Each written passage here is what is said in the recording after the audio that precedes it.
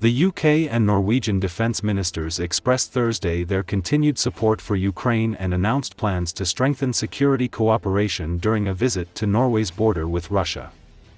According to Associated Press, John Healey said the UK and Norway would step up further the support we give to Ukraine in order to keep them in the fight, at a joint press briefing with his Norwegian counterpart Tore Sandvik on board the Royal Navy's RFA Proteus.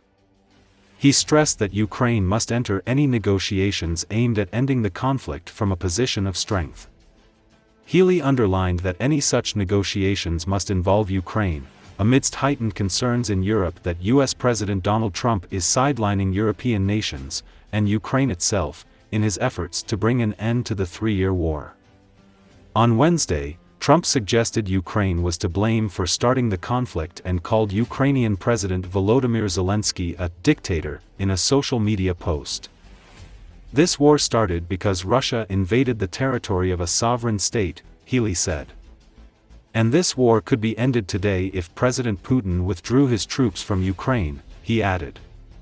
Healey and Sandvik also announced plans to strengthen the defense of undersea critical infrastructure they said was at risk of Russian sabotage. UK Prime Minister Keir Starmer is due to visit Trump in Washington next week for bilateral talks, including on Ukraine and European security. We have met here today to announce that we are starting to work on a new ambitious defense agreement between our two countries. We commit to develop and strengthen our defense and security cooperation even further. We will also step up our commitment to work together to strengthen Euro-Atlantic security. In NATO, the Joint Expeditionary Force, the Northern Group, and other multilateral forums. It is also our shared intent to strengthen our cooperation on securing critical undersea infrastructure. Despite Russia's focus on its war in Ukraine, Russia continues to place great value on its capacities meant for undersea sabotage. Over many years, Russia has continued to fund and develop military capacities meant for undersea sabotage, targeting Western critical infrastructure on deep waters. The United Kingdom and Norway knows that Russia is willing to utilize all means at its disposal in order to undermine Western cohesion and support to Ukraine. And we are concerned that Russia's decision calculus for damaging Western undersea critical infrastructure may be changing. Any activities that damage seabed infrastructure, including undersea cables, especially during periods of heightened tensions, risk understandings and misperceptions that could lead to unintended escalation. So we have today signed an agreement, a declaration that we will work now to forge a deep, ambitious new defence agreement, and we'll do that by the summer. That will cover the need both countries and others have to protect our critical underwater infrastructure. Work we're doing together here on Proteus, our UK ship, and Bison, your Norwegian ship, moored alongside. We will bring our militaries closer together, and we've spoken to our UK commandos and Royal Marines that are exercising with yours in the High North in Norway, not just exercising, but beginning now joint training for missions. And on Ukraine, we've said as two European nations that we will step up further the support we give to Ukraine. Ukraine is still fighting. We must keep them in the fight. We must try and keep them strong to secure that peace for the long term. And as two nations, Norway and Britain, we jointly lead the maritime coalition of a dozen nations that is supporting Ukraine, especially with maritime power, and helping them build up their own power for the future. So finally, this is the talk of Europe stepping up to support Ukraine, stepping up for European security. This is the talk of those European nations in action here.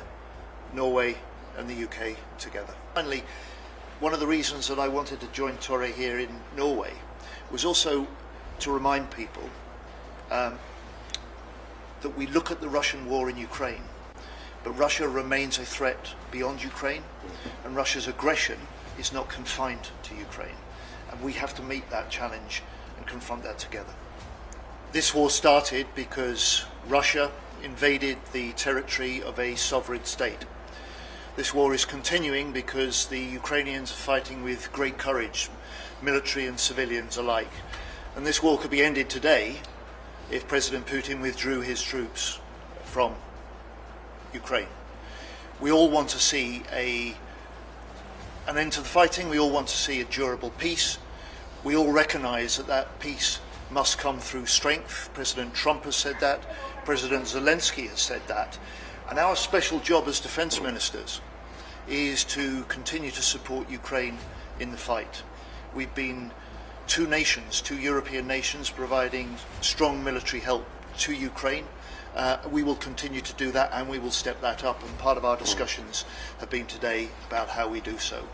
And we are ready in the UK also to play a part if we get to a point where the fighting stops and security guarantees are required for the long term, because the one feature of any ceasefire and any peace is that it must not be something that is broken again by Russia re-invading Ukraine.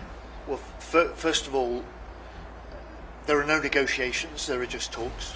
Any negotiations about Ukraine have to be involved with Ukraine.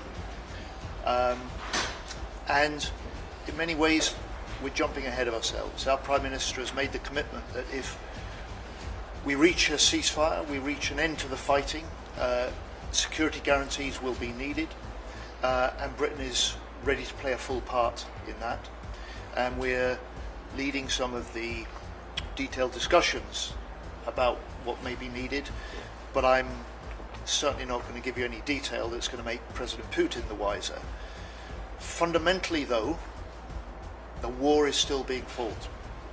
Russia is still bombing, firing on, launching drones, not just on Ukrainian troops, but on Ukrainian cities. The Ukrainians are still fighting, and our job is to support them in that fight, to keep them as strong as they can be when they come to the negotiating table. Support them on the battlefield, support them at the negotiating table when they choose to talk.